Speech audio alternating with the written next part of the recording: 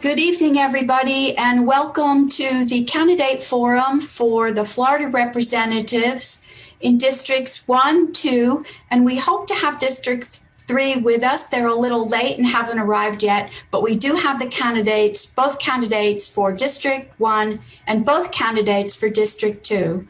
The forum this evening is sponsored by the League of Women Voters and the Pensacola chapter of the Links Incorporated. So we are delighted that they agreed to co-sponsor the forum with us. Let's just cover a little bit of information first about audience participation. Your microphones and video cameras have been muted to improve bandwidth and reduce background noise. And so please don't be surprised if you can't see yourself. There's nothing wrong. We did it. But we'd like for you to ask questions. If you're watching in Zoom, you can go to the Q&A button and type your question in. We'll be moderating the Q&A area, and we will try to work in as many audience questions as we can toward the end of the forum. If you're in Facebook and you're watching on Facebook Live, you can place your questions in a post or comments underneath the live video. We'll find them. If you'd like to go back and access the video recording of tonight's forum, you can go to our Facebook page or our YouTube channel, and to get to either one of those, you'll find buttons on the website where you registered for this event. Just to go over the format of the forum, candidate responses, they will each have an opening statement that lasts for 2 minutes. They will have 1.5 minutes or 90 seconds to respond to questions. They will have 30 seconds for rebuttal if they so desire, and they will have 1 minute to make a closing statement. We do have a timekeeper, Vivian Faircloth. She's our director as well, and she will sound a 30-second warning chime for the opening statements of 2 minutes and the question responses of 1.5 minutes. Then she will also sound a final chime when time is up for statements, responses, and rebuttal. So please, candidates, do finish your thought when time is up, but please be considerate and don't go too far over time, as we all want to finish at a somewhat decent hour tonight. Let me give you some information about our moderators and about our co-sponsor, the Links Incorporated. So Dr. Cheryl Howard is our moderator. She's also a league member, but she is representing the Links Incorporated tonight. And they are an international not-for-profit organization founded in 1946. They're one of the nation's oldest and largest African-American women service organizations in the world, with more than 16,000 members in 288 chapters located in 41 states, the District of Columbia, the Commonwealth of the Bahamas, and the United Kingdom. The Links Incorporated is committed to enriching, sustaining, and ensuring the culture and economic survival of African Americans and other persons of African ancestry. Their core values are friendship, integrity, honesty, service, commitment, family relationships, courage, respect for self and others, legacy, confidentiality, responsibility, and accountability. This organization of extraordinary African-American women is devoted to service that strengthens African-American communities by providing outstanding programs and services within 5 program facets, which include services to youth, the arts, national trends and services, international trends and services, and health and human services. Links members donate millions of documented service hours in their respective communities collectively, annually.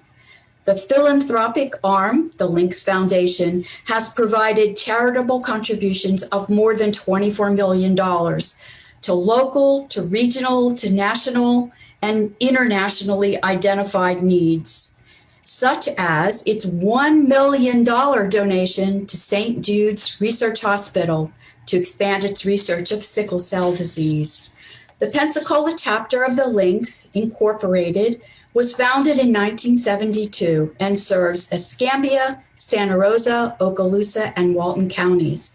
In partnership with sponsors and supporters, the Pensacola chapter of the Lynx has a long tradition of engaging in educational, civic, and intercultural activities within the communities they serve. And at the forefront are legislative issues, public affairs, and disaster relief. Their membership consists of accomplished women who are influential decision makers and distinguished local leaders who have made and continue to make a difference in their communities and the world. You guys are a hard act to follow, but Dr. Paula Montgomery is a moderator who will be representing the League of Women Voters, Pensacola Bay area tonight. So a little bit about the League. It was founded in 1920 to help women register to vote. As you probably know, the first women to win the vote won it in 1920. So we are celebrating our 100th birthday this year. Not all women could vote from 1920 on. Some women had to wait until the Voting Rights Act of 1965, and that would be women of color, Asian American women, Latinas, and Native American women. However, we welcome members regardless of race, color, creed, or sexual orientation. We're a nonpartisan organization, which means we don't support or oppose any particular candidate. Our mission is to educate the public and let them hear from the candidates and hear about the issues. Our mission is to empower all voters and to defend democracy. In the community, we strive to provide voter services and citizen education. We study issues and then we take action. I'd like to remind you about a website called Vote 411. It has a very easy website address. It's just vote411.org, where you can get information about your ballot, about candidates, about judges. So please take advantage of this service. The National League of Women Voters sponsors this, and it's a wonderful tool. Okay, thank you very much. And I would like to turn the forum over to our two moderators, Dr. Cheryl Howard and Paula Montgomery. Good evening. Our first question will go to Michelle Salzman. Are you ready, Michelle? In the past few years, the state legislature has passed laws preempting local government. Yes? I'm sorry, excuse me. She gets to make a 2-minute opening statement. I am so sorry. Oh, yes. Well, that's okay. That's okay. Would you let's do those first, and then we can go on with the questions. It's no problem. Go ahead. This is very casual. It's just us. Okay. Are we ready? Yes. All right, start the timer. No, I'm just kidding. So I am Michelle Salzman. I'm a community leader and an Army veteran. I am a small business owner, a mother and a wife, and a Christian, and most importantly, I'm an effective conservative. We are at a crossroads for our nation, a moment when I would have never imagined us to be, when conversations about defunding our police are not only taking place, but they're actually being considered. It's imperative that we have leaders in office that will fight for our safety, for your safety. My opponent has been very clear about her position that she does want to defund the police, and I think that I'd be a better advocate for your safety. I'll be a powerful voice for our police department, for our firefighters, and most importantly, all of our first responders. I am, let's see, where am I at here? a lifelong resident of District 1. I do know firsthand many of the issues that we face and that we have been facing for a long time. I've been out, I've knocked 14,000 doors in the community and just been really engaging in the citizens to learn what matters most to them. And I would be humbled and honored to be your representative to fight for all of these things that we've been discussing this past year and a half. For instance, this past 2 years, we have sent over $500 million of our taxes, our tax revenues to Tallahassee, and our previous representative brought back zero of those dollars. So I think that it's important that we fight to bring every penny back to our community and really focus on investing in our local issues that we have. I would like to also focus on education, infrastructure, not just safety. I am endorsed by the Police Benevolent Association, the Firefighters Union, the NRA, the Realtors Association, the agriculture community, pro-life organizations, and many others. So I do need your vote.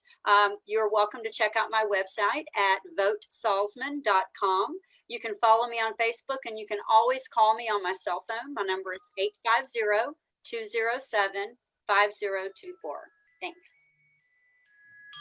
Okay, that's my 2 minutes. Perfect. Okay, Francine, are you ready? Francine? Okay. She unmuted. She's ready. Oh. Okay. All right. All right, Your I'm ready. Opening statement, please. Well, my name is Francine Mathis. I am running for State House Representative for District 1. I've lived in District 1 all my life. The issues and concerns, I know them because I have fought to try to end most of them. I'm a resident of the Wedgwood area where we have a very, very big environmental issue that's going on because of our landfills. We have also, the reason why my opponent mentioned about defunding the police is because we have had several mental disabled people to not only be hurt but killed by police officers. And I think it's time for us to take some of that money to actually have mental health doctors come out when we have mental health calls. That's not a police thing. That is a health problem. And that's why I am saying defund the police and put that money in to people that can come out and actually respond to mental health people and not police officers throwing someone to the ground, putting them in handcuffs, then putting a pillowcase over their head and beating them until 3 days later they end up dead. So that's why I am saying let's defund the police, take some of that money, and let's get some mental health people in to try to help these people. I'm ready to lead the way to bringing back ethics and integrity to our district, because as you know, my opponent, she's a very big Trump supporter. I am a U.S. Army mom, a proud Army mom, and for someone to say you are a sucker and a fool to fight for this country, and then for my opponent to be a supporter of that, that's kind of weird, especially when she says she's a veteran. So that's something that kind of bothers me, as well as when you say bring the money back to the district. Well, what part of the district are you talking about bringing the money back to? Because ever since we've had Republicans sitting in the seat, the North End has never seen that money. A lot of areas haven't seen that money. So how can we be sure that if my opponent wins this, which she's not, that she will bring this money back? I have fought for my district for over 10 years on different environmental subjects. Me and Ms. Paula together have fought to try to end direct foul adjudication to minors to adults. I am working with Southern Poverty Law Center now to get some new laws so we can keep our Black and brown kids out of the prison system. So I have been out here for a very long time for my district and for my community, and I'm ready to go to Tallahassee. Can you hear the time is up? Oh, I'm sorry. Yes. I don't want to be like Pence. I'm sorry. Don't argue with me. I'm sorry. You can hit the buzzer. All right, and next we'll hear from Diane Crummell. Okay, yes. Hi, my name is Diane Crummell, and I'm a lifelong resident of Pensacola. After graduating from UWF, I started my own successful small business that spanned 35 years. My father, Dan Crummell, was Northwest Florida Regional Planning Director for many years, and my mother, Vivian Crummell, has been active in charitable organizations her entire life. I learned at an early age the importance of putting community and people first. Over the years, I've been out in the community, listening and talking with folks about issues that are important to them. I've attended countless local meetings and town halls, speaking out on their behalf to ensure that their voices and their concerns were heard. This community is part of who I am. And this brings us to where we are today. Our communities are reeling from the devastation of COVID and a major hurricane. And our business community has been decimated over the destruction of the Bay Bridge. Yet my opponent remains silent. On top of that, Florida had a broken unemployment system that left out desperately needed help for tens of thousands of people, and it took more than 10 days FEMA to help the victims of our last hurricane. This is just unacceptable. We need good leadership. People's lives have been turned upside down. We have the highest unemployment since the Great Depression, and businesses are going bankrupt every day. The bottom line for the people here is my opponent claims to represent them, but when it came time to do the actual work of the people, my opponent was nowhere to be found. And this brings me, and then I have to say that really this is a consistent theme for him. But folks know me for two things. I'm not afraid to stand up for the people, and I'm proven leadership. When it came time to save Pensacola Beach from privatization, I stepped up and organized a grassroots movement that brought people together to save our beloved beaches for everyone. And we can continue to work together to build on and use the same kind of energy and commitment that united us to save Pensacola Beach, to rebuild our community and our economy. I will work night and day, committed like I have for other issues in this community that we have won on, and continue to win for the people that live here. Because together, we've proven that we can accomplish anything that we set our minds out. And my name is Diane Crummell, and I'm asking for your vote on November 3rd for Florida State House District 2. Okay, thank you. And now, Mr. Andrade. Thank you very much. To go off what Ms. Mathis mentioned earlier with Vice President Pence, I think we're all entitled to our own opinions, but we're definitely not entitled to our own facts. My name is Alex Andrade. I've had the honor of representing you in the Florida legislature since 2018. I've sat down with families after they'd lost everything. In multiple hurricanes now, I've witnessed the same moments after 3 young Americans paid the ultimate sacrifice for their friends in the country at NAS Pensacola. And I've comforted hundreds of constituents as they face losing their jobs and their life's work due to COVID-19. We're facing a difficult time here in Northwest Florida and in our country. In the face of those difficult times, you deserve leaders who put you first. Whether you believe, like me, in the right to life, the Second Amendment, and limited government or not, I know I'm the only candidate in this race who understands what it takes to actually fight for our environment, for our veterans and our students, and our community at large. I know this because I've been doing it nonstop for the past 2 years. Northwest Florida is strong, it's resilient, it's filled with families who love God and love this country.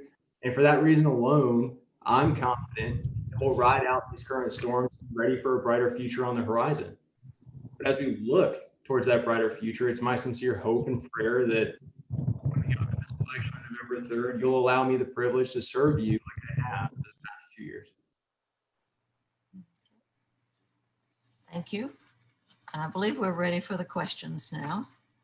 And we can start with Michelle. In the past few years, the state legislature has passed laws preempting local government's ability to regulate guns, some pesticides, nutritional labeling, tree removal, and even banning plastic bags. If elected to the State House, would you support continuing those preemptions for local rule? Why or why not? I hate to say it, but I'm not quite sure I understand the question. You were asking about gun rights and plastic bags in the same question, so I'm not quite sure. Are you asking about local government questions or? Yes. Sorry.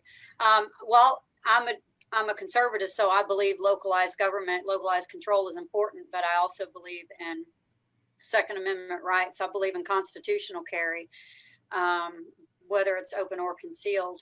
I think that a lot of times lawmakers go to Tallahassee with specific agendas or ideas based off of the community that they serve, and they create unintentional consequences when they write those laws and affect other municipalities across the state that might not have near the same issues, and it creates implications that are negative on those specific communities. So I think that the important thing is just to always study what the unintended consequences are of any restriction or any loosening of a restriction whenever we're writing these laws. Okay. Francine, you will have the same question. I'll read it again.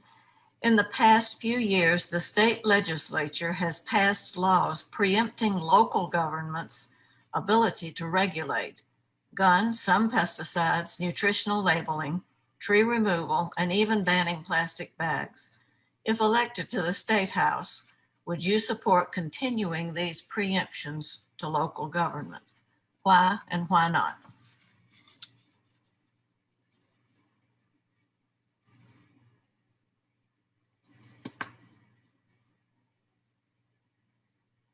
Francine, you need to unmute. Sorry. Thank Okay, you. you're welcome. Thank you. For some of those, I would allow local government to be in control of, because they know what's going on in their community, and they know what's just like. I'm going to give you an example. Like, I know a lot of people talk about plastic bottled water that we need to stop because the plastic is doing something to our environment. But in Wedgwood, the water is very toxic. So we do drink a lot of bottled water. We do drink a lot of bottled water from plastic containers, because it's safer for us if we did that instead of drinking the water that the landfills have made toxic, that is all around our community. So with that, yes, I would say local government should be able to step in, because they know exactly what's going on in that community. As far as the gun situation, I do think that that needs to go up to a higher level. And the reason why I say that, you have some communities that feel like at 17, hey, give them a gun, give them a rifle, go out there and hunt and shoot and keep this gun. But I think that's too young for any individual to have a gun in their hand, because they're not properly trained. They don't really understand the seriousness of having that much control with a weapon. So no, I do not think that it just should be local government. I do think state should step in and get some regulations on something like that. So it just depends on exactly the seriousness of it, and we need to put some age limits on carrying guns. I really believe, and I know a lot of people may say, well, you can go in the military at 18 and you're going to have a gun. But guess what? Those people are trained by professionals. When you put a gun in a 17 or 18-year-old hand, who is training them? Probably their mother or their father, but that's not a professional. And you have to think about their mental capacity, probably not even ready for something like that. So when it comes to gun rights, I do think state need to step in and make some laws about that. Okay. Thank you, Francine. Okay. And now, Mr. Andrade, it's going to be the same question.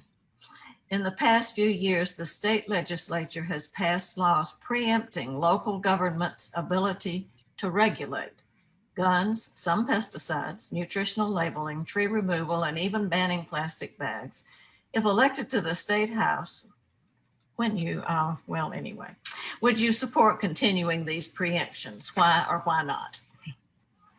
Thank you very much for that question. And I'll start by saying the past 2 years, we really haven't seen too much preemption, new preemption as far as taking additional jurisdiction away from local governments. But I'll start back to our U.S. Constitution, our Bill of Rights.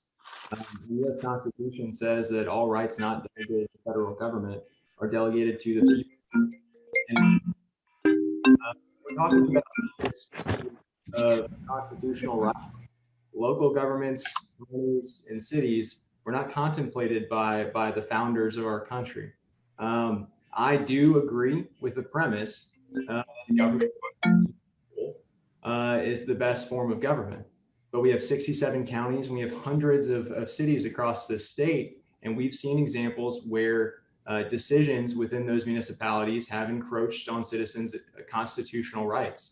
While Northwest Florida, our county commissioners and city council people are by and large incredible small government conservatives who are focused on keeping government out of your daily life as much as possible without onerous restrictions. We've seen examples of overly aggressive regulation in other parts of the state, whether that's banning certain types of sunscreen without any kind of scientific basis, which would jeopardize people's ability to protect themselves from getting skin cancer, or the banning of plastic straws, which while the views of and the pictures of seeing sea life suffering from plastic straws might be emotionally jarring, there's not much evidence that the plastic straws themselves versus the production required to manufacture alternative products for it are actually benefiting the environment. At the end of the day, government in central is jeopardizing the constitutional rights of an American Floridian citizen. I can't sit idly by and not step in the most limited way possible, because a threat to the constitutional rights of anyone in the state of Florida is absolutely, that's a precedential threat to the rights of citizens here in Northwest Florida. So yes, there's a balance to be taken. We have to do our best to craft the most effective policy that's based on facts and science.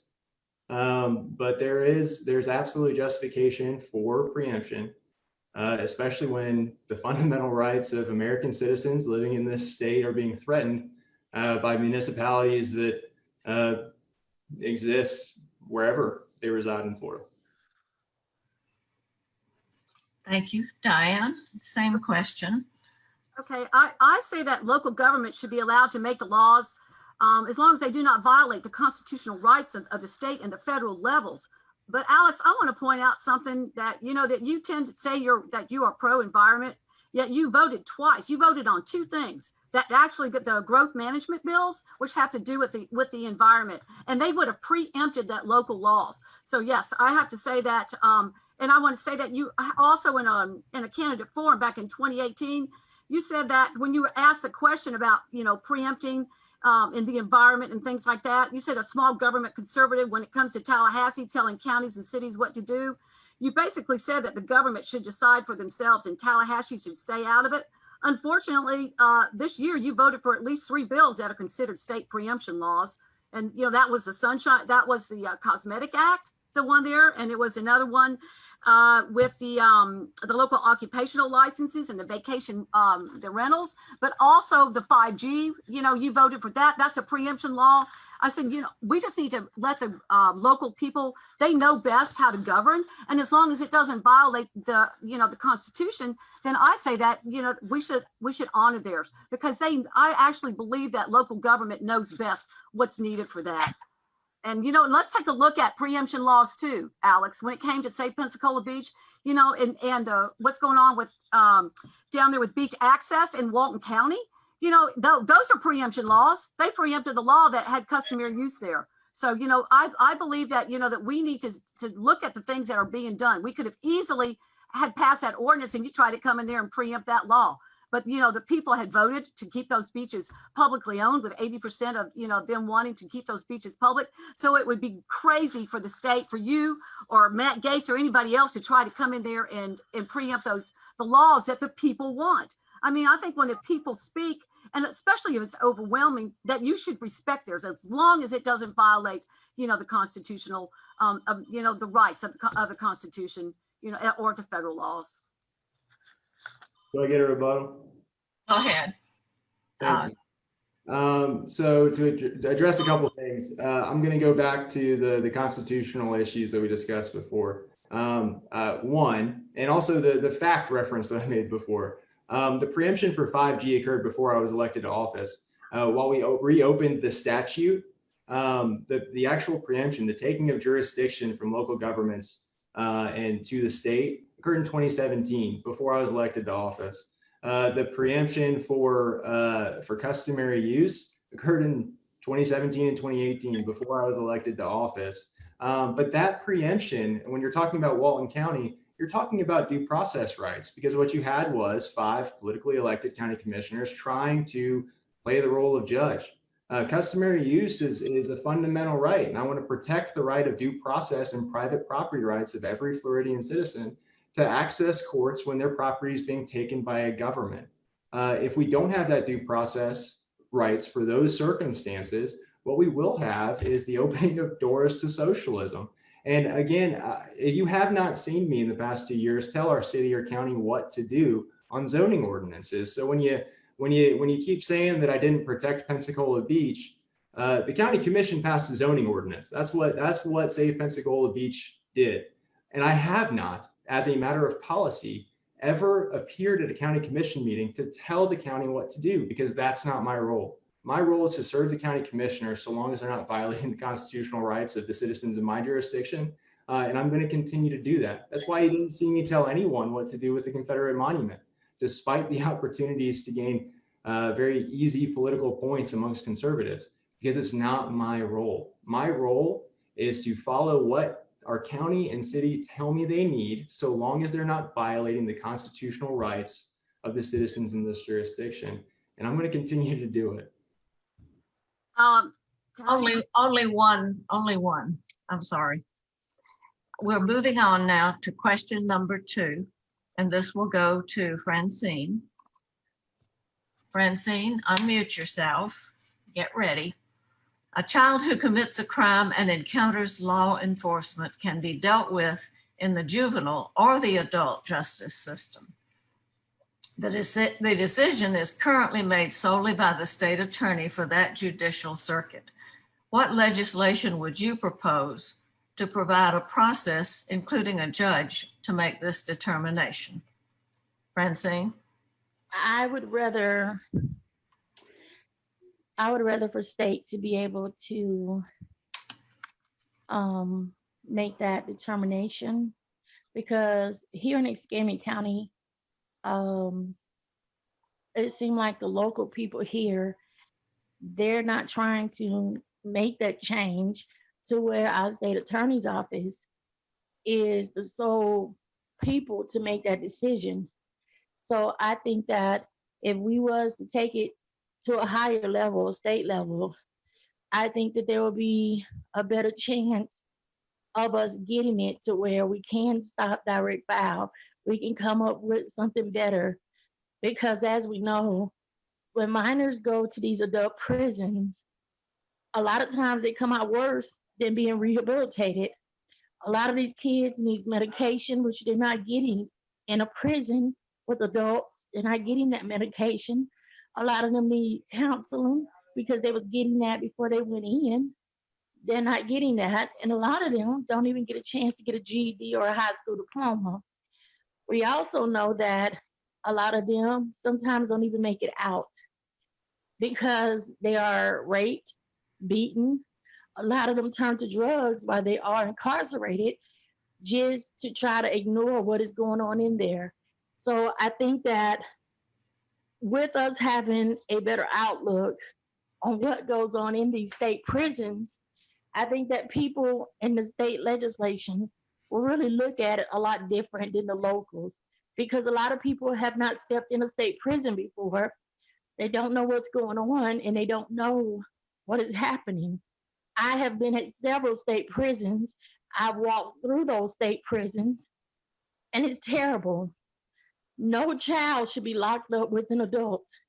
No child should have to go through that. And I think with state legislation, I think we will have the ability, because a lot of people in state legislation, they have one inside of a state prison. They know what goes on in there. And I think that we would have more of a budget to be able to figure out a way to either build prisons for young adults instead of putting them into a prison to where they may not even walk out again, because to me, it's a death sentence for these kids. As you know, Paula, we went before a county commission with this. I know some of these young men that have been in prison since 15 years old, and now they're 30. This one guy is 30 years old. He told me out of his own mouth, he's never paid a bill before. He's never had a driver's license. He's never been to the grocery store and grocery shop. So when he does get out. Francine, the time is up. Can you hear me? Yes. Yes, time is up. Okay, the same question for Michelle. A child who commits a crime and encounters law enforcement can be dealt with in the juvenile or the adult justice system. This decision is currently made solely by the state's attorney for that judicial district. What legislation would you propose to provide a process, including a judge, to make that determination? You're muted. You're muted. It's a safety measure. Yeah. I'm just kidding. As far as criminal justice reform goes, I feel Florida is headed down the right path. Florida legislatures last year approved a package of reforms that for the outdated criminal justice system. Some examples of that are the threshold at which theft becomes a felony is now at $750. It's raised from $300. You know, this is something you can use an example for a child that takes someone's cell phone, an iPhone or something in school. Prosecutors no longer are required to automatically direct file charges against the 16 and 17-year-olds to the adult criminal justice system for certain offenses. I think that's a big step in the right direction. There's serious talks about the removal of the punitive mandatory minimum sentences in drug trafficking. So that's another example of how we're headed in the right direction. And I think our county does an excellent job of correcting juvenile first-time offenders. We have great student resource officers in the school. We have great relationships. And of course, there is a lot of room for improvement. But a lot of these things, they go back to cultural issues that we have in our communities and the pockets of poverty. And I mean, this conversation isn't necessarily about the crime or the child. It's really about how the child is raised and the lack of support that we provide those children. So I'm always asked a lot, how do you fix education? How do you fix this? How do you know, the truth of it is it's all about what goes on in the home. So I can quote these things to you, and I know Alex is going to do a phenomenal job. He is the ninja at that, but at the end of the day, it's really about family values. But our officials do make an effort to enforce civil citations rather than arrest. That's an important fact, and I believe it's important to give children a second chance. So. Okay, thank you. And so the same question for, well, let's see, Alex went first last time, so I guess this time to Diane. A child who commits a crime encounters law enforcement can be dealt with in the juvenile or the adult justice system. This decision is currently made solely by the state's attorney for the judicial circuit. What legislation would you propose to provide a process, including a judge, to make this determination? Well, almost all the children prosecuted as adults in Florida are transferred to the adult system at the sole discretion of prosecutors without the judges. And I believe we need to get the judges involved. And they, like you said, through that direct file. So I believe we need to get the judges involved in there. And we know that, you know, we have to look at the roots of problem with when it comes to, you know, the problems that we're having with the juveniles and with children in crimes is what kind of environment they're growing up in.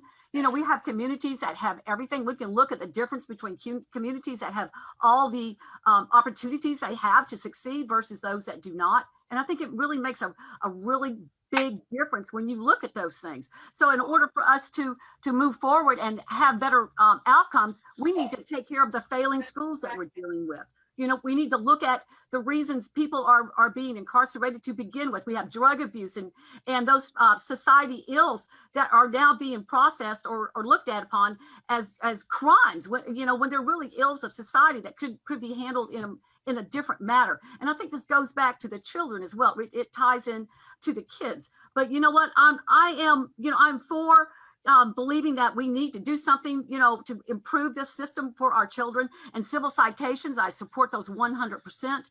But I just want to say that I just want to get back really quick, and one more second here, about what we were talking about with the customary use and that the deal with the preemption laws. That customary use is a doctrine that an attorney, maybe it's your wife, Alex, that was involved in with a privatization issue over there in Walton County. But clearly, Alex, you don't understand what the doctrine is, or is it, or that it's used all over Florida. Walton had unanimous support by all the commissioners. And yes, you failed to support the repeal bill. You failed to support that. That would have repealed this awful bill. That served to make the lawyers wealthy. You know, it's a mess over there. And a few wealthy politicians that you're close to. After all, let's look at this. You're endorsed by Matt Gaetz. And maybe you were in office when we were fighting to save these speeches and you looked the other way. Are you kidding me? You could have done something, Alex. And I just want to say that, you know, we have got to work together here, you know, and get things done. But I'm going back to to our children in crime. I just believe that we need to work more, you know, with the issues that really cause crime, and that's poverty and poor schools and failing communities. Okay. Thank you. Actually, you need the question again. And no, I got it. And just on customary use, I'm very familiar. The seminal case, the Florida Supreme Court case of Tonorama v. Daytona Beach. I can go over it in detail with you, Diane, if you ever have time. But on the question about prosecuting children as adults, the question's a little misleading, and it does tug on the heartstrings. But the vast majority of crimes that children might be prosecuted for would never be either, one, legally allowed to be, or two, considered by a state attorney to prosecute that child as an adult. There are other considerations at play that haven't been discussed yet by the people who've responded so far. When you're talking about prosecuting a minor as an adult, a 16, 17-year-old minor as an adult, a lot of times the decision is based on the heinousness and the violence of the crime. If you put a child who's 16 or 15, who the system has completely failed, who is violent, who's committed a heinous crime, in with a group of minors in a juvenile facility, you are exposing that group of minors who did not commit a violent crime to just as much danger as that child who the system's already failed and who may potentially be predisposed to violence.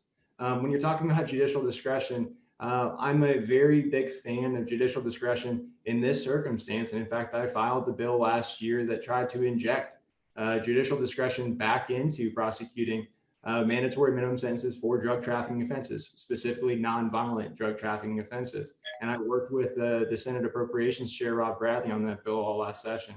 There are opportunities on the front end when you're talking about prosecution, the charging decision made by the prosecutor currently, and getting the judge more involved. But we still also have several other checks and balances. We have appeals of trials after someone does go through trial. But our system right now is broken. It heavily incentivizes plea deals.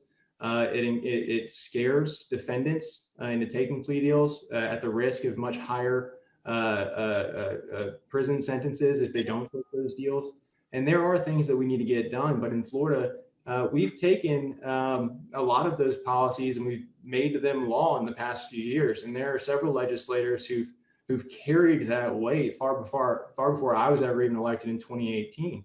Things like sealing and expunging records for juveniles.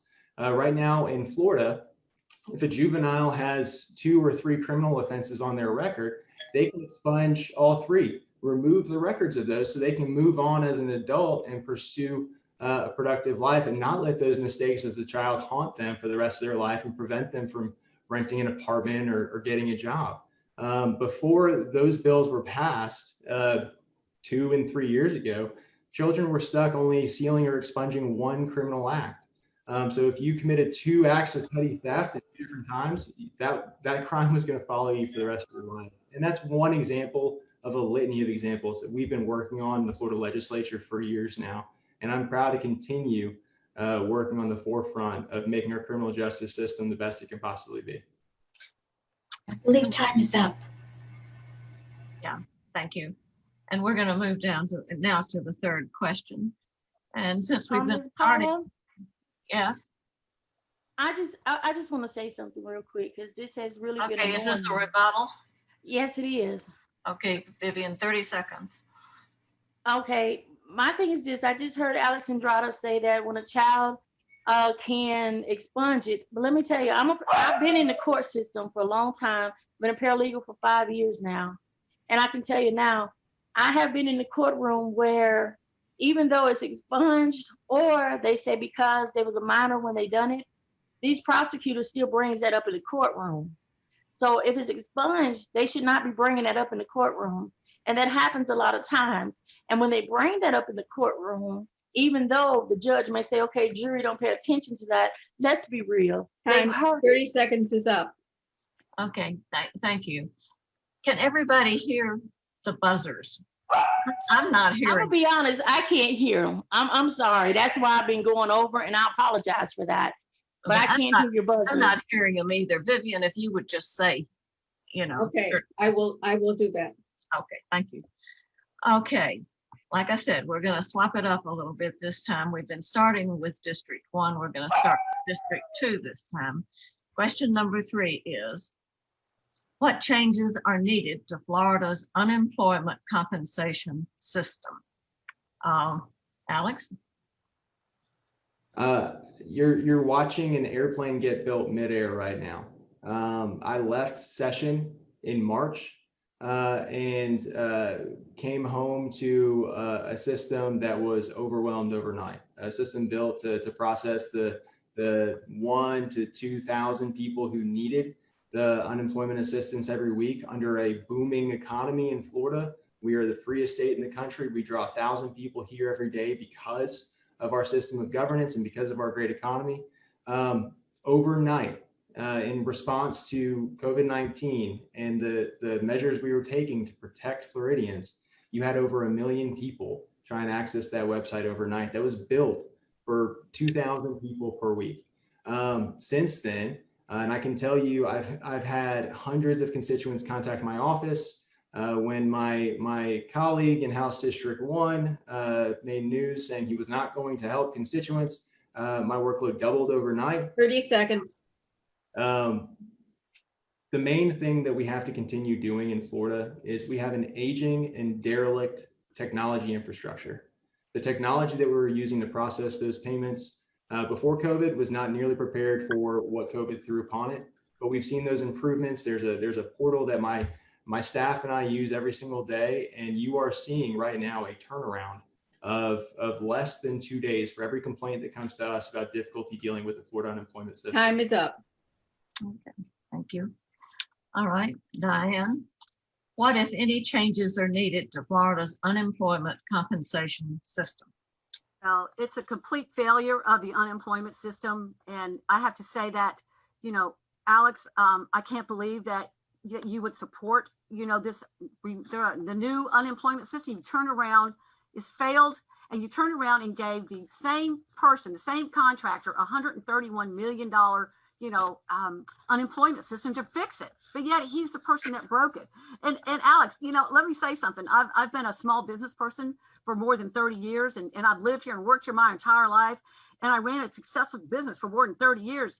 And I have to say that, I would never go back to the person that failed in such an extremely important endeavor and give them the contract again. I mean, I would never do that. I mean, I understand that, that this decision is not solely on you, but you know what? I can tell you one thing right now, that my voice would be loud and clear and up there in Tallahassee. I'm going every day and working and letting them know, are you kidding me? 30 seconds. How can you approve to give a contract to somebody, that failed? And yet President Trump delivered that money. It was your responsibility. It was other people as well, but your responsibility to see that the people here in Escambia County got their money, and you failed miserably at it. You should have said something. You should have spoke up. And how you could turn around and give that contract, you know, is beyond me. That's just poor leadership. That's obviously you don't know how to run a business, you know, because you don't. Time is up. Okay. Rebuttal, Alex. So you're talking about a business. I'm not the CEO. I'm on the board of directors. I don't get to interfere with contract decisions.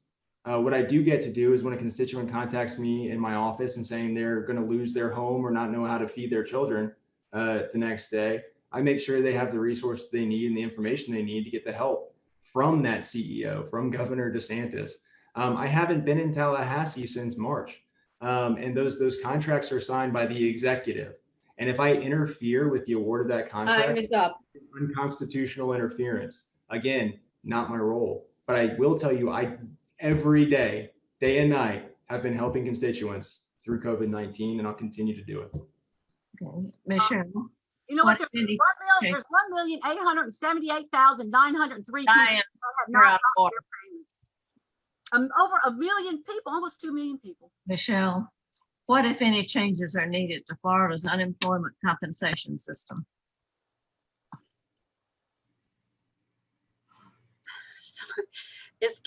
It's so intense. It's sorry. Yes.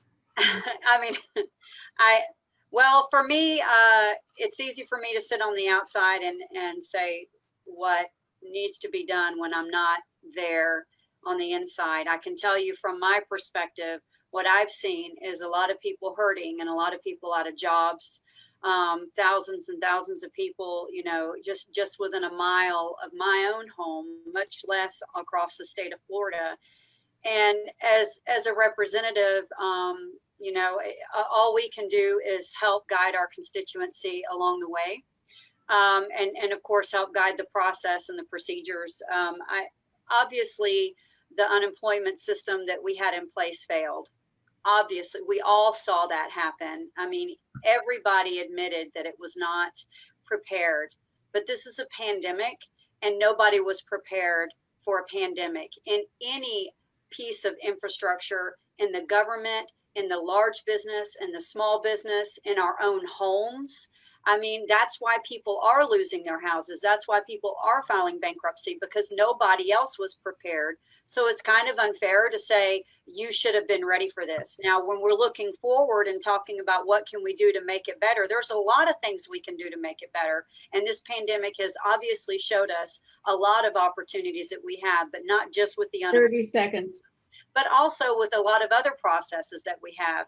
The technology infrastructure has been a piece of the conversation, not just for the unemployment piece, but for everything like access to healthcare, education, all these things. So technology infrastructure is the number one thing that we're focused on, you know, as far as what we can do to be creative and make things better. But I just want to remind people that this is a process that we're all learning, and we, at the end of the day, we give everyone some grace. Thank you. Okay, thank you. Francine, what if any changes are needed in Florida's unemployment compensation system? Unmute. You're muted. Unmute. I want to go back to what Miss Diane said. I agree with her thoroughly. Our leadership failed us, and they're still failing us. I agree. Why would you allow them to give a contract back to the same people that messed up from the beginning? That's just like, I'm going to get my hair done and you messed it up, and I'm going to go right back to you again and let you mess it up again. Because that's crazy. And yes, our representatives should have fought for us. Yes, they should have said something, even though you may not be able to change it, but at least fight for us, at least open your mouth and speak for us. You know, and what Michelle said, we wasn't ready for this. Well, guess what? Our leader was. He knew that this coronavirus was there. He knew it was coming our way. He should have done something about it. But, you know, when you start from the top and leadership sucks, you can just imagine what's going to happen as it trickles down. So this is where we're at now. Now we have people that are out of jobs, have lost their homes. We have people that have lost their cars. They've lost their businesses. 30 seconds. They've lost their businesses. And they're still saying that they don't have the money to help these people. So how much longer do we have to wait? People have only gotten $1,200 out of a 10-month pandemic. So what, we got to go 10 more months before we see something get right? What we need to do on November 3rd, 2020 is the people make it right and get the right people in the seat. Okay. If I get to run out of rebuttal, it'll just take 1 minute. Won't even take 30 seconds. I just want to say that, Michelle, I agree with you, that times are tough and it was a pandemic. But I also know that when you make such a massive mistake on the first unemployment system, that you don't go and hire the same contractor and do that. And Alex, you could, go out there and say something and, and speak up, and say something. Let the people know that you don't accept this. I guarantee you, I'd be up there saying something, think I'm going to be quiet. I just cannot sit there and let this go by, because as a business person, a small business person, you have to be responsible, and that is not responsible. At this point, I'm going to turn this over to Cheryl Howard to continue the moderating. Good evening. Okay, District 2 spoke last in rebuttal. I will start the first question with you, Michelle. Do you support full funding of the Florida Forever land acquisition program and proper implementation of the Water and Legacy Conservation Amendment adopted in 2014? Can you repeat the question? Yes, The okay. first part, really. Sorry. Okay, nope, that's no problem. Do you support full funding of the Florida Forever land acquisition program and proper implementation of the Water and Legacy Conservation Amendment that was adopted in 2014? I don't know the 100% behind all of that. I'm not really familiar with the full funding, so I can't really speak to that. I know that we have a lot of land in Florida that Florida owns, and I know that we have a lot of conservation issues that we're facing, but I'm not even going to pretend to understand the full remedies of that. So I'm going to have to pass on that question. Okay, I'll ask the same question to Francine. I'll repeat the question. Okay. Do you support full funding of the Florida Forever land acquisition program and proper implementation of the Water and Legacy Conservation Amendment that was adopted in 2014?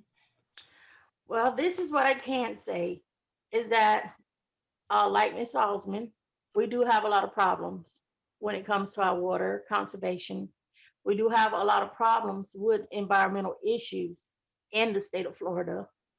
Do I agree with some of the things that we've done? No, I do not agree with some of the things we've done. And the reason why I say that is because, as you know, we have a water problem in the Wedgewood area with these landfills. And there's got to be something done. There's got to be something more done. And I know that we have had a lot of people to get sick from this water. And I know we've had a lot of people to die from the toxicization of this water. This water is very toxic. So I do feel like that we need to come up with some more bills that can help us with trying to do something about getting this water better for the people, drinkable, because we are paying for toxic water at this point. 30 seconds. We are paying for toxic water. We have went to Tallahassee to lobby about it. We went to county commissioner and nothing has happened. So I am looking forward to going to Tallahassee and doing something about the water in District 1, because we need to do something to try to help the people so we can get rid of all of this toxic water that we're drinking every single day. All right, I'm going to pose the same question to the Diane.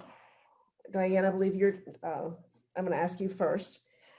Do you support full funding of the Florida Forever land acquisition program and proper implementation of the Water and Legacy Conservation Amendment adopted in 2014? Yes, absolutely. Public land and conservation, they just go hand in hand. It's part of our heritage. and for future generations to be able to have those lands and protect them. And yes, I absolutely believe that we should fully fund and support those. Okay. All right, Alex, I'm going to ask you the same question. Would you like for me to repeat the question for you? No, ma'am, I appreciate it though.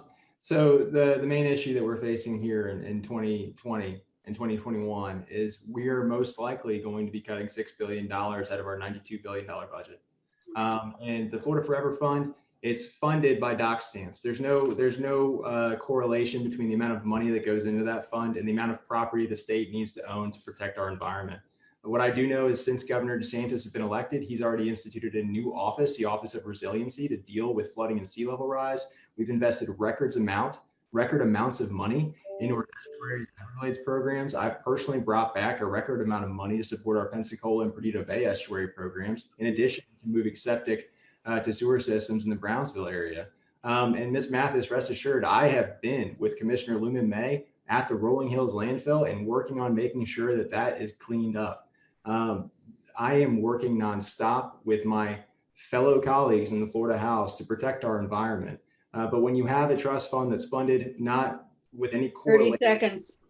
towards what the desired purpose is, it's tough to justify when we have to make ends meet on our record-setting teacher pay raise this year that puts teachers at the second highest pay in the country, making sure that our police and firefighters with their pensions are being funded, making sure that our public safety concerns are being funded, making sure that our inspectors at restaurants and bars, especially during COVID-19, who are making sure that we're safe and those policies are being followed, actually have the full staff capable to do those inspections and enforcement. Time. Thank you. Is there a way for me to rebuttal what he was saying? Moderator. I believe each of you get 30 seconds, if I'm not mistaken. Yes. Okay. So go ahead, Francine, and then Diane. Okay, so I was going back to what Mr. Andrade said, and I appreciate the help that you've given with the Rolling Hill situation, but that is a very important thing. People are dying out here. And I know with COVID-19, we do need inspectors to go into the restaurant and inspect them. But at the same time, you got to think about it. People are dying out here. People have been dying out here. People are still dying. People are getting cancer. We have a landfill right next door to an elementary school where the sulfate level is so high until we're asking for a sulfate monitor. And they're saying that it's too high. It's too expensive. Okay. Thank you, Ms. Mm-hmm. I would just like to add that, Alex, it was a constitutional amendment. And you just can't take, we can't take money that was dedicated to this, for conservation, simply because you're having problems with the budget, and maybe you failed to do your job, so you want to take money that's set aside for conservation. I believe and support the environment and conservation, and it is needed. We've got sea level rise and lots of issues that are coming up, and we need to keep those lands open. But it's a constitutional amendment, and I will not support and Time. take your money that you can't. I'm sorry, you can't balance a budget, but you can't take it off of that constitutional amendment that was passed to protect our environment. So I'm sorry, maybe I should have clarified. The constitutional amendment, that money goes into a trust fund, and the money has been used for environmental concerns. I think the big issue and the controversy in the state of Florida is the interpretation of the constitutional amendment. Should we be randomly buying up more property so private individuals can't use it, or should we be dedicating that money towards environmental protection remediation? We're investing far more than the Florida Forever Trust Fund in environmental protection remediation in Florida. So yes, thank you very much for that constitutional amendment. But no, when you're talking about violating the Constitution, Time. all I'm talking about is the difference in distinctions of interpretation of the Constitution. Okay. For the next question, I will start with District 1, I believe. And Francine, you will be first to answer this question. Okay. With sea level rise being such a problem in coastal Florida, do you support legislation to address climate change? If so, what actions would you take? Yes, I do. When you say sea level, I'm gonna tell you what I feel on that. and I'm just really being honest with this. We just had a hurricane, as you know, Hurricane Sally. We have an apartment complex over here that was totally flooded, full of water, as y'all know, and people had to move out. Is my thoughts on something that maybe our federal government can take care of? You know, my thoughts is with the people right here in District 1, that whenever time we have a hurricane or a flood, the water rises so high until people have to move out of their homes, and now they have no home, and now they are homeless. Something needs to be done about that. Something needs to be done about these apartment complexes that is being built in these lower level, 30 and seconds. it's so the water level comes up so high and so deep until it destroys their home. So that's where I think our thoughts need to be, because we have people in District 1 and District 2 who are now homeless because of that water level going into their homes, destroying their homes. And I would like to see somebody do something about that. And if I was a representative sitting on the seat now, there would definitely be some budget money for these people to find them somewhere to live Time. and to give them a place to lay their head at night. Because right now, I think sometimes we get above ourselves with concerned about stuff that federal government can deal with, and we need to be dealing with stuff right here at the home front. Okay, and you're out of time. Okay, And I'm thank sorry. I apologize. you. And it's hard to hear sometimes. I'm going to ask the same question of you, Michelle. With sea level rise being such a problem in coastal Florida, do you support legislation to address climate change? So, what actions would you take? First, I'll address that question, and then I want to just go back to some things that Francine had said. Number one, yes, I do support legislation to support climate change. I think we have an incredible leadership in place that has made it a priority to focus on our environmental issues. I learned earlier today in a panel with some other legislators in the state that there is a lot to the sea level rising, not just the actual water level, but other issues like with the salt water mixing into the fresh water. So I have a lot of cool stuff to learn from folks across the state. But going back to some things that, or the only thing really that Francine talked about that wasn't really about the question, but it was about our local issues. I was there in those apartment complexes handing out water and food and ice and clothes. I know exactly what she's talking about. I was there in the north end in District 1. I was in District 2. Every day I was out in the community talking to these people and experiencing things with them. I, of course, had flood in my own home, so I get that as well. The issue isn't local conversation. For us, we're state representatives. And what we can do as state representatives is connect our state assets to our local communities. And that's the type of thing that you would do if you were a representative. You connect those resources. There is no state funding that should go to 30 seconds. a local apartment complex to help them. But a state representative can advocate for those local people and express to FEMA, express to state, express to the federal government the issues that we are facing and create that partnership and be a conduit in the conversation. Is there a way for me to rebuttal to what she just said? I'm going to rely on Vivian Faircloth's For the rebuttal, she can 30-second rebuttal. 30 seconds. Yes. Okay, thank you. I as well was out there with those people as well. I as well was out there giving out food and water.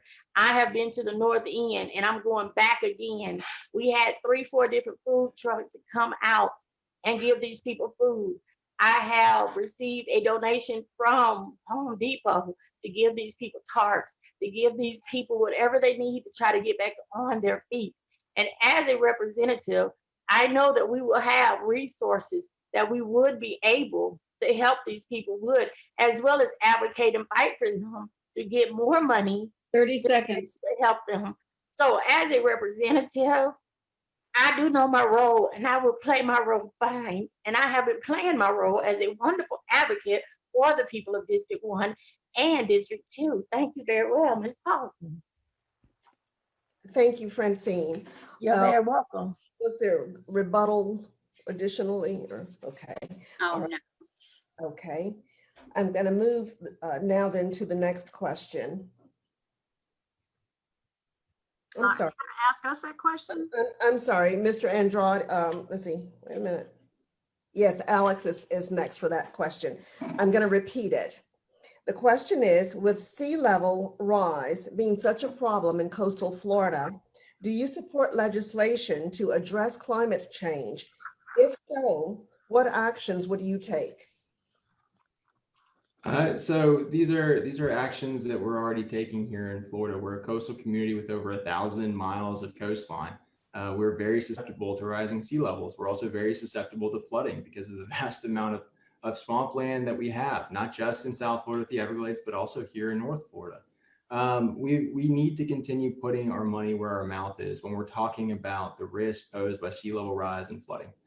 Flooding absolutely harms our property values. It harms our health and safety. And we saw it most recently with the frustration with the fact that in Bristol Park, FEMA made some minor repairs to some flooding infrastructure, but it was still listed as a no flooding zone. And those homes were not required to have flood insurance. And a lot of those homeowners are struggling right now. Throughout Hurricane Sally, I was either at the EOC with the other leaders in this community fighting for FEMA funds and fighting for support and making sure the state resources that were needed were getting here. But I was also driving our state agency heads around like Dane 30 Eagle, seconds. Department of Economic Opportunity, and bringing him to Forest Creek Apartments so that he could those resources from the state to bear. And he actually 2 days later set up a resource center right next to Forest Creek. The issue with the Forest Creek apartment complex is that the owner lives in Dallas and the owner does not care at all about his residents. And I hope that this gets to him because he has been offered money to purchase that property and has turned it down because it was not enough for him, despite it being the best offer he could possibly have. Had he accepted that offer, he could have vouchers and provided housing for those people elsewhere in a safer part of our community. Instead, he was selfish. He let money dictate his decisions, and he harmed 100 units at Forest Creek, and that is unacceptable, and we will continue holding him accountable. Thank you. I'd like to ask the same question of you, Diane. Okay, yes. Rising sea levels, they're definitely a major threat to our Florida's coastal communities. Rising seas impact and put at risk people's lives. You know, our tourism depends on it, our coastal communities and where people live. And I believe that the state should incorporate regionally accepted sea level rise projections. They've been done across the state regionally, and I think we should incorporate those. And they're anticipating anywhere from 17 to 31 inches of sea level rise by 2060. And so, you know, we've got a lot of planning and development that needs to be looked at as far as when it comes to sea level rise. And, you know, I believe that sea level rise, as it continues, is going to be paramount in that the planning and development decisions be made in accordance with this. You know, and I believe our coastal communities, of course, will be some of the first ones that are affected. We see it right here in downtown Pensacola at Forest Creek. And I was there as well with Michelle, great event that was there, you know, and reaching out to the communities and understanding and trying to figure out what all these issues are with these flood areas. But it is all related to sea level rise. Look at downtown. 30 seconds. You know, we flood there just, you know, on a little storm, it floods. So we know that sea level rise is really paramount and that we need to do something about it. But we need to transition, you know, to fight against climate change. We need to transition away from fossil fuels to renewable energies. And we have that right here. They're making our solar plants, our windmills right here. So we need to do that. That's how we can reduce the climate change. And, you know, we can make a difference right here just simply by doing that. So we need to take action to implement jobs and bring in have renewable energy for our community and make that move to away from fossil fuels. Okay, thank you all for answering that question. I'm now going to move to the next question. And I believe each time thus far, we've had District 2 going first. So this time we'll have District 1 going first. So this time we'll have District 2 going first. And so you will answer the question first, Alex. According to recent Florida statistics, the lack of a quality education for all was a top priority to be addressed this election year. What is your interpretation of the constitutional amendment adequately to fund a high quality public education? So first, it might be an issue, but I have good news for the viewers at home. Florida ranks out as the 4th best performing school system in the United States. And in fact, we grade higher than 4th on student equity, meaning that our students who might not have the same opportunities when they're born have the same opportunities when they get to a public school. A lot of times that gets derided by teachers unions because of low pay. However, this year, I also have good news for the viewers at home. We passed a budget that provided the 2nd highest average salary for teachers in the United States. We need to continue on our education programs, making sure we're empowering parents, engaging parents, allowing them to make the decisions that are best for their child.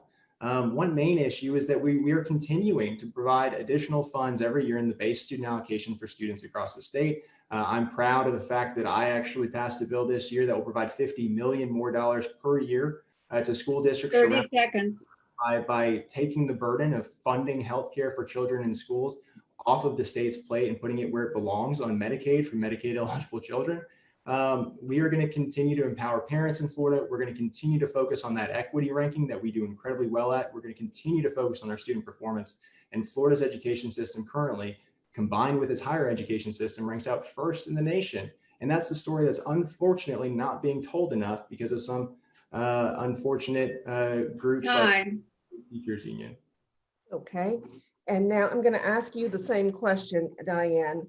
According to recent Florida statistics, the lack of a quality education for all was a top priority to be addressed this election year. What is your interpretation of the constitutional requirement adequately to fund a high quality public education?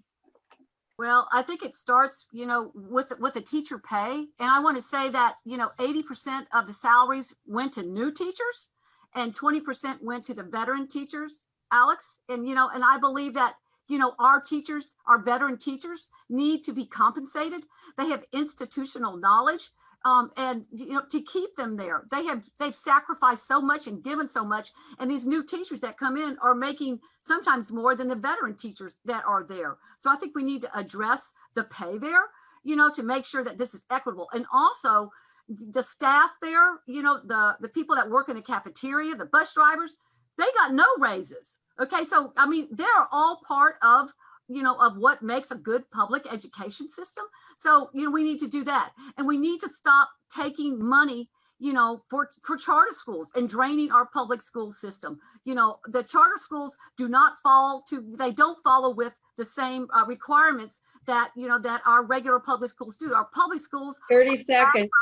They have been guaranteed in the Constitution to provide good education for the public schools. I believe that we need to continue to fully fund the public schools and pay our teachers well, and that's where I stand. I believe that is so critical, and that we should not, try to give any kind of teacher, any kind of compensation for anybody that's taking, teaching, homeschooling or doing anything like that. Those teachers need to be paid, and even if they're in the classrooms physically or if they're teaching virtually, we need to continue to support them. That is where I stand on public education. Support our teachers and give them the pay and give them the money they need to adequately fund and teach, the students there. Thank you, Diane. I believe we have a rebuttal from Alex. Go right ahead. Just to make clear, no, there are no veteran teachers that are making less than starting teacher pay. The $100 million that we allocated in our budget was actually designed to give teachers raises, senior teachers raises. It was also designed to start the base salary for new teachers. But no, there are no senior teachers that are getting less money than a starting teacher currently. We absolutely value them. But what you heard just now was the socialist talking points of the teachers union, which doesn't have the best interest of the child at heart. If a child is getting bullied, they can get a voucher from the state to go to a private charter school currently.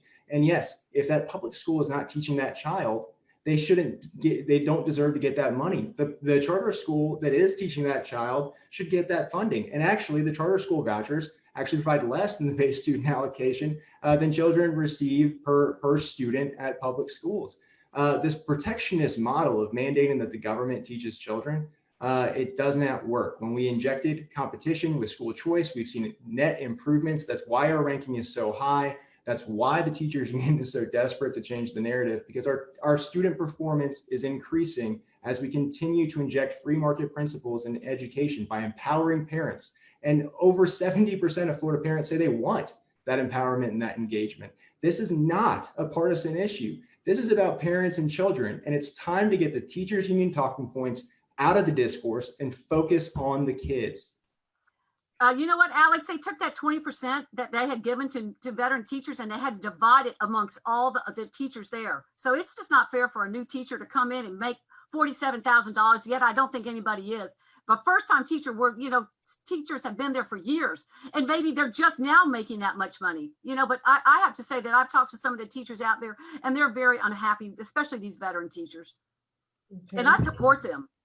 And let's give time now for our District 1 candidates.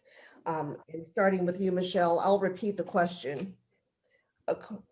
According to recent Florida statistics, the lack of a quality education for all was a top priority to be addressed this election year. What is your interpretation of the constitutional requirement to fund a high quality public education? Thank you. And I appreciate the fact that I always get to go first for District 1. Gives me a chance to think of a rebuttal if I need one. I mean, education is the cornerstone of economic development. I mean, it's not a punchline. It's exactly what it is. And I mean, all teachers are heroes. We're forever indebted to them. But at the end of the day, it's about the student. And education starts with the family. And parents should be given the opportunity to choose where their child goes. School choice programs and funding programs to allow families to decide where their child goes. It honestly helps more of the impoverished children and the lower economic families than it does other families. So when we start talking about taking away school choice, we are removing the opportunity for lower income families to be able to take their child where they think they should be able to go. I do want to give a shout out to our local school district. I mean, we have the best 30 seconds. program in the state. We can take our children anywhere we want if we just fill out that form and there's room in that school. But I think that we need to make sure that we are continuing to empower parents and that we are continuing to allow parents to make the choice, whether it's virtual, home, or private or charter or public. I've been a public school advocate for almost 20 years. This isn't about advocating for public schools. This is about making sure we are able to make the right decisions for our families. Mm-hmm. And to correct you, I am keeping notes and writing. You answered the last question second for District 1. Yes, you have not been first each time. I am alternating that. You're not supposed to pay attention. Yes, well, I suppose when you're not moderating, it's hard for you to keep up, so you'll just have to trust me in this circumstance. Okay, I'm going to ask you the same question, Francine. Are you ready? I'm ready. I'm listening. According to recent Florida statistics, the lack of a quality education for all was a top priority to be addressed this election year.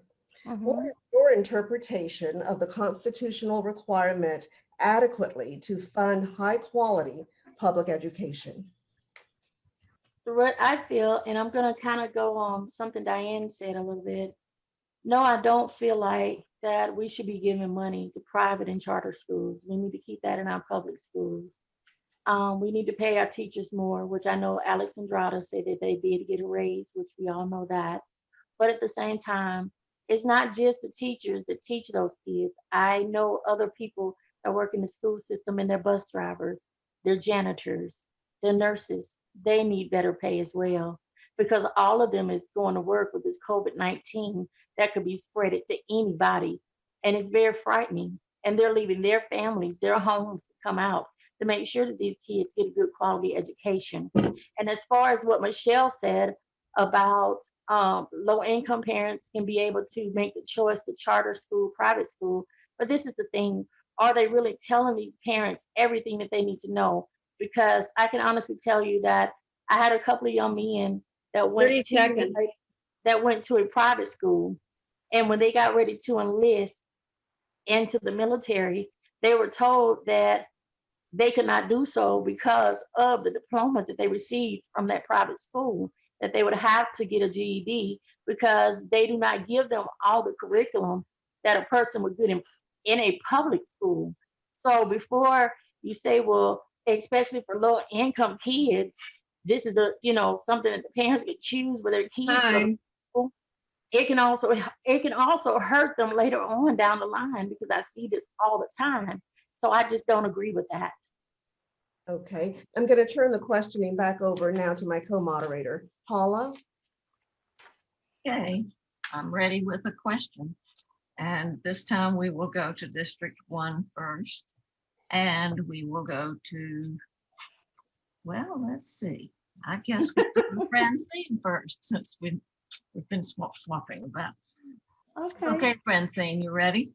Yes, I am. With shrinking tourist dollars and reduced sales tax revenue, should the legislature consider eliminating the sales tax exemptions on services and internet sales, or even consider a state income tax? What do you think? Well, no one likes to be taxed. I can tell you that. I think that should we have tax on internet sales? No, we should not. I don't think we should. I know that our tourism has went down in the state of Florida because of COVID and because of hurricanes. But no, I don't agree with the increase on the taxes, on the tax dollars. As a matter of fact, I was just talking to somebody about taxes, and he was talking about elderly people and property tax. I honestly feel like that when a person reaches a certain age, that we should come up with a plan to where they pay taxes 1 year on their property, and maybe they can skip a year, because we're talking about elderly people that receives Social Security, they're on fixed income, and they're not able to afford this all the time. And a lot of time with these taxes, especially property taxes, to me, it's a way that some of these people lose their homes, something that they paid for. 30 seconds. And they're going to lose it just because of taxes. I don't think that that's fair. So I think we need to come up with some other remedies when it comes to taxes and other ways to bring up revenue in our state. And no, I don't agree with all the taxes that we have. Okay, next, this goes to Michelle. With shrinking tourist dollars and reduced sales tax revenue, should the legislature consider eliminating sales tax exemptions on services and internet sales, or even consider a state income tax?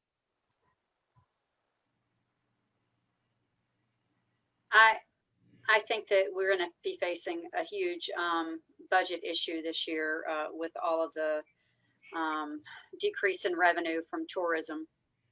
Oh, my lighting just went out. Now I'm not all brightly lit. I do not support new taxes. I think the answer really depends on the state's ability to recover from the shutdown. We should come together and make smart bipartisan fiscal decisions. Florida will be fine next year, I think, but most likely we'll need to make it up somewhere. And I think that we're going to be working together to come up with some creative ways. Medicaid is a big expense for us with the increased cost of unemployment and the rise in Medicaid enrollment.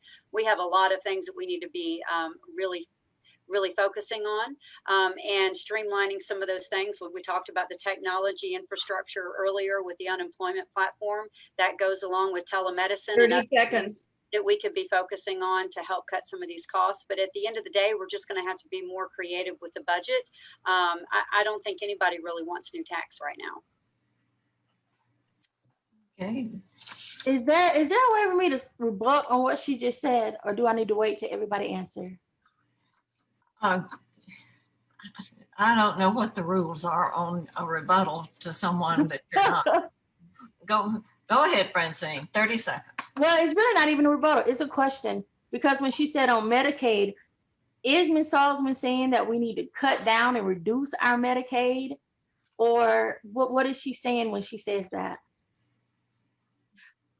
I mean, because if that's what she's saying, I don't agree with that, because with this virus that we have, we need health care for everybody. everybody in the United States need to have health care. And regardless if it's Medicaid or Medicare, we all need good, fair health care in the United States, because this Time is virus, up. has killed several people.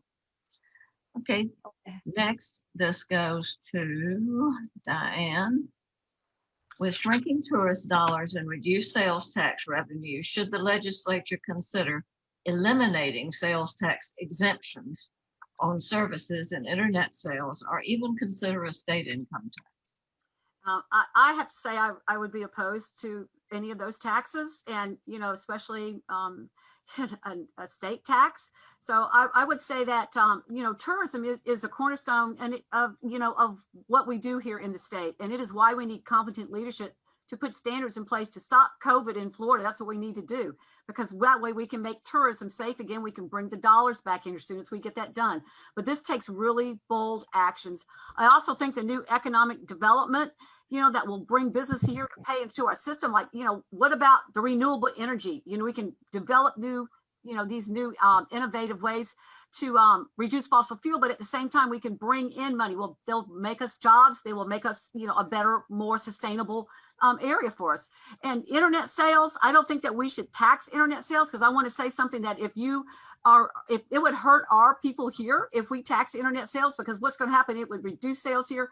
Say you lived in Georgia and you wanted to order something and it's like, oh, they're going to charge me sales tax when I can go over here to Alabama and buy it without 30 seconds. I don't think that's the way to go.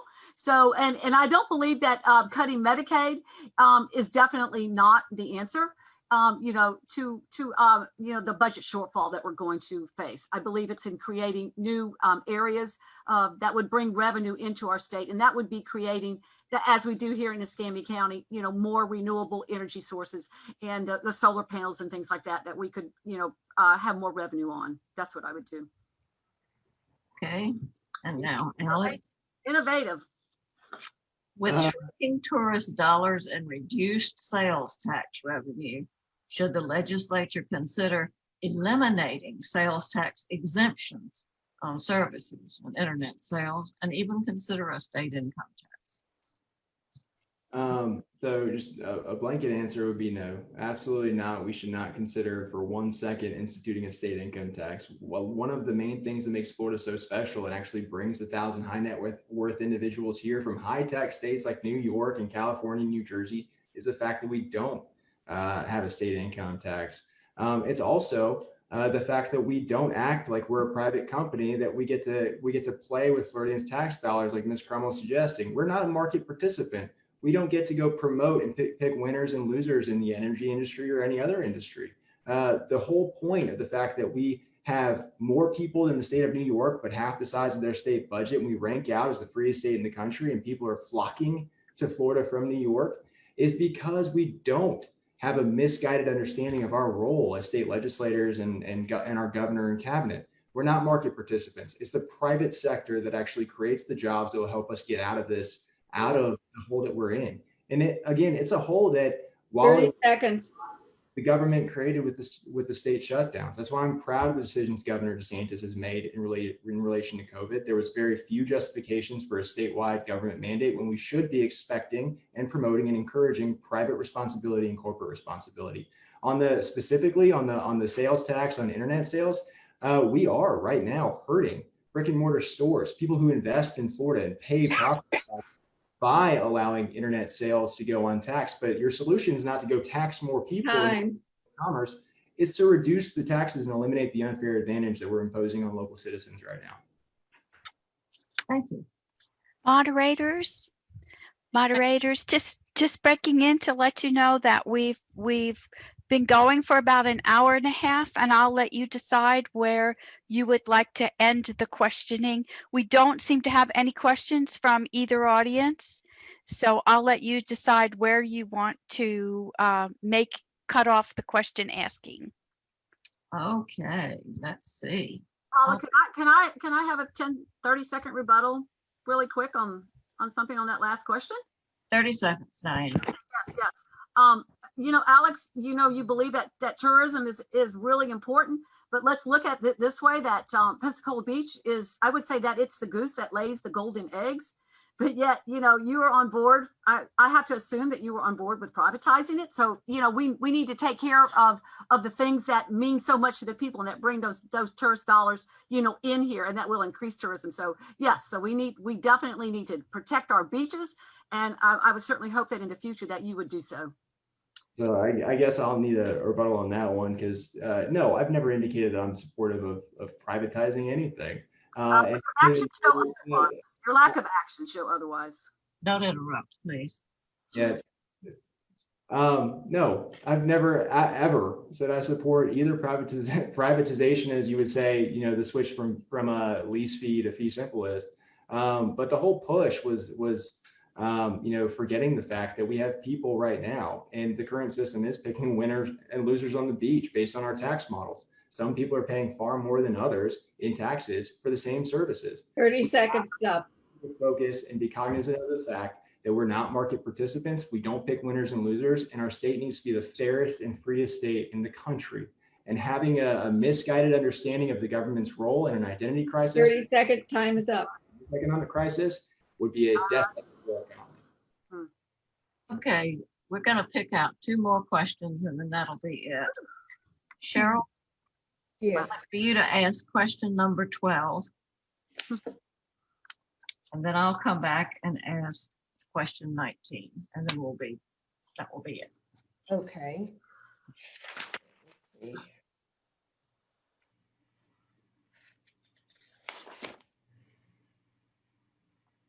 Well, Francine went first last time, Michelle.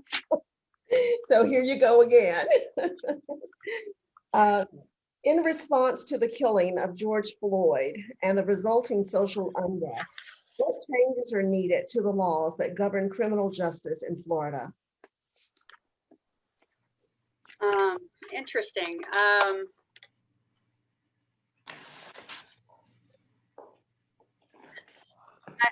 I think that we obviously have opportunities for improvement in the way that the police department not only handles arrests, but also profiles individuals. But we have opportunities for improvement in just about every aspect of society, whether it's a police officer or a teacher or even a parent, or it doesn't matter. There's always going to be a bad egg. It doesn't mean that police are bad. I certainly do not support defunding of police. I don't support taking any funding from a police entity and putting it towards a social program to create better opportunities for social programs. I think that social programs are important, and 30 seconds. I think that we have a lot of room for improvement with those, but the funding from that should not come from a police department or a first responder entity. I think funding from that comes from a medical perspective. So. Thank you. And now I'm going to ask the same question of you, Francine. In response to the killing of George Floyd and the resulting social unrest, what changes are needed to the laws that govern criminal justice in Florida? Well, first of all, I want to give my condolences to all the family members in the state of Florida that in any state that have lost a family member due to the aggressiveness of the police. I do say we need to defund the police. I say we need to use some of that money to do some extra training. We need to eliminate chokeholds.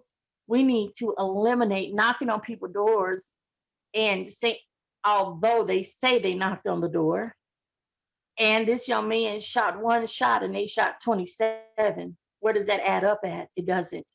They took the life of a young lady that they should not have done. They took the life of George Floyd. That should not have happened. He was already in handcuffs. He was already down on the ground. Where was he going to go? And this man put his knee in his neck and he kept it there while this man was begging for his life. So if my opponent is trying to say that she doesn't believe 30 that, seconds. that they need to be defunded and need more training, and they do need social services to come out on mental health situations because police officers are not trained to deal with mental health. So I do believe that we need to make some laws, because when we kill people, we are prosecuted to the fullest. And we need to make some laws that when they kill people, they need to be prosecuted to the fullest. So yes, I do feel like that we have a problem with our police department. Time. Okay, thank you, Francine. And in the interest of time, I think I've gotten word that we're skipping rebuttal this time in the interest of time. So let's see who's next. Alan, I'm going to ask you the same question. In response to the killing of George Floyd and the resulting social unrest, what changes are needed to the laws that govern criminal justice in Florida? This is such an important question to be asking tonight and in this time in American history during an election cycle. But first, regardless of your political affiliation, I want to reiterate that President Trump, Governor DeSantis, even our own Sheriff Morgan, they've all gone on record and stated publicly multiple times that what happened to George Floyd was a murder. What happened to him at the hands of Minnesota police was murder. It was unacceptable. It goes against what we believe as Americans, and it should have never happened. His murder was an American travesty. It wasn't a partisan travesty. This was a violation of what we as Americans expect our government officials to be doing when enforcing our laws and following our Constitution. Everyone acknowledges it was a horrendous miscarriage of justice. And I just want to reiterate again, we're Americans first, and we're far more united than political opportunists or the media might 30 want. seconds. But higher training requirements, wider use of body cameras, a renewed effort to pursue rehabilitation in prisons rather than punishment, and an examination of qualified immunity when a police officer does a bad act are all things that Governor DeSantis and President Trump and Republicans across the country support, as well as Democrats. And these make sense. They're bipartisan policies with incredibly large support. I'm proud to say that I've been working on these same initiatives since I was first elected. Time.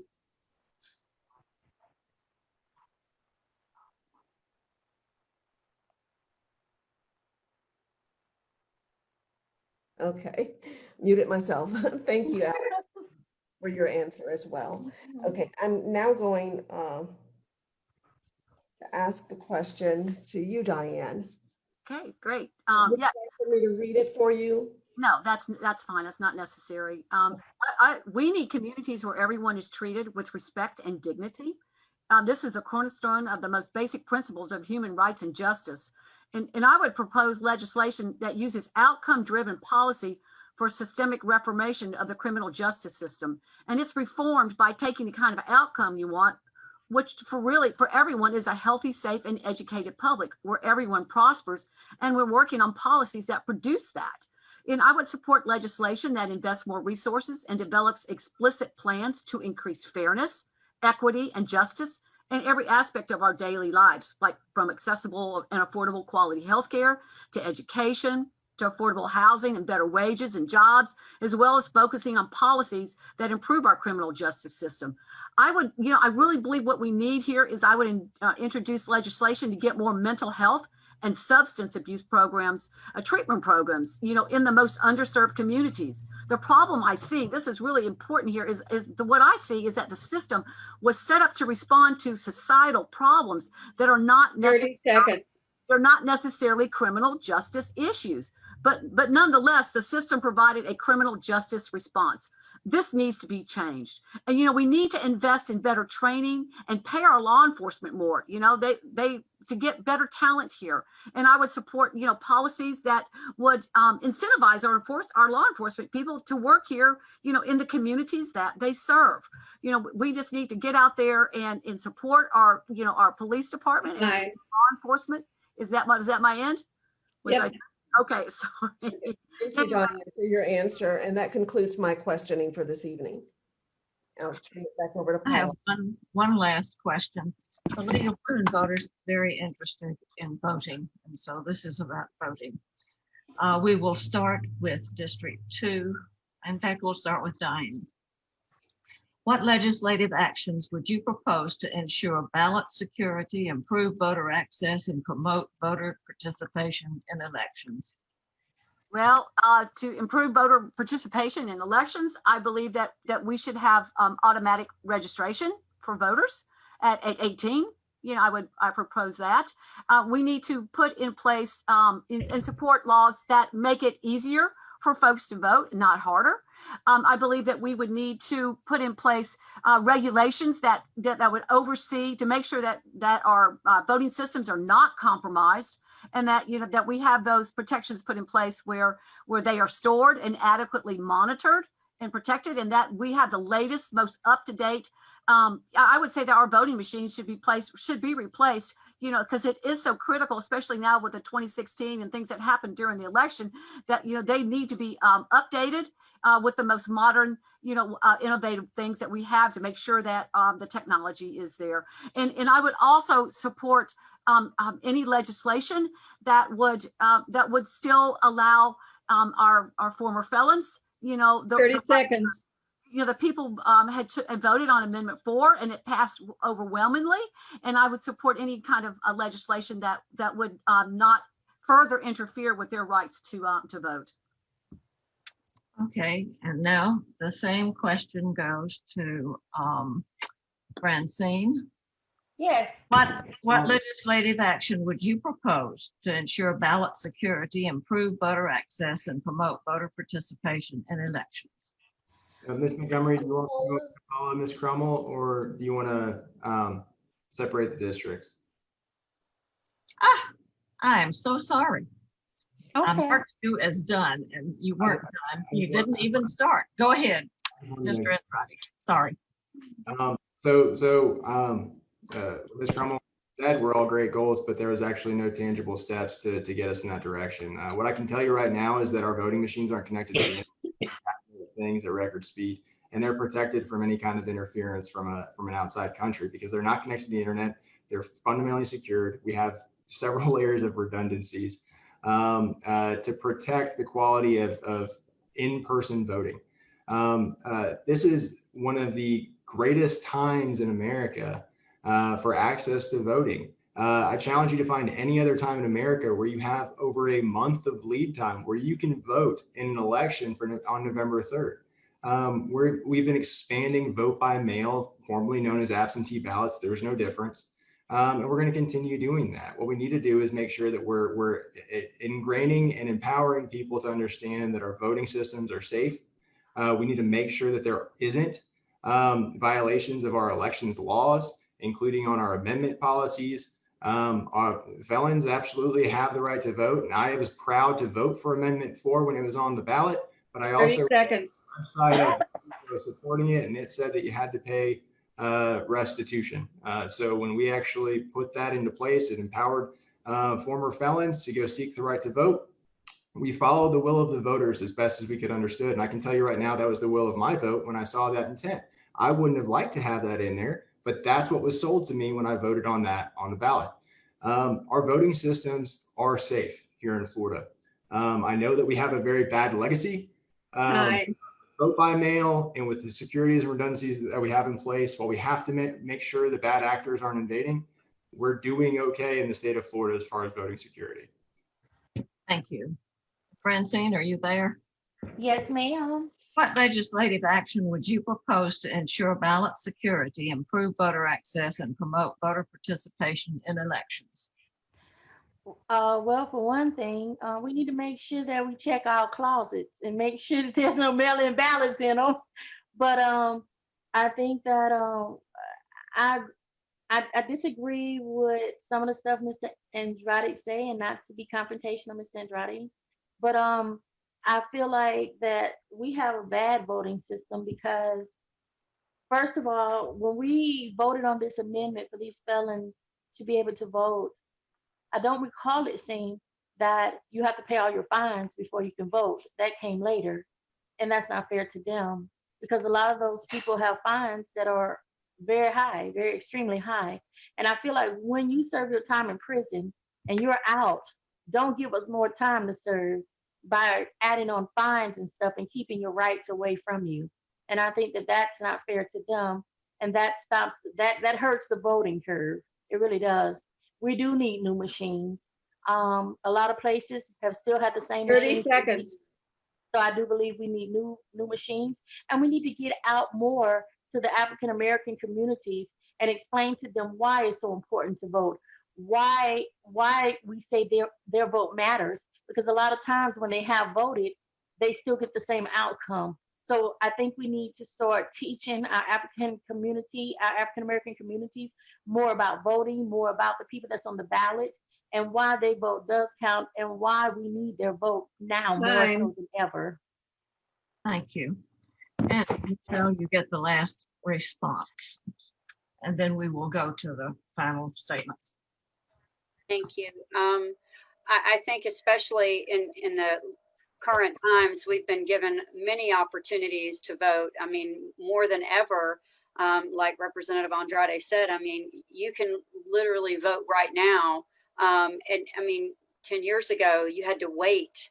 And you have the 10-day early voting, 13 days, this actual presidential cycle. There are opportunities to vote more than ever. And I do believe our voting is protected and fundamentally secured. And I think that the in-person voting with all of the different early voting locations that are required by Florida statute provide everybody the opportunity to access that polling location.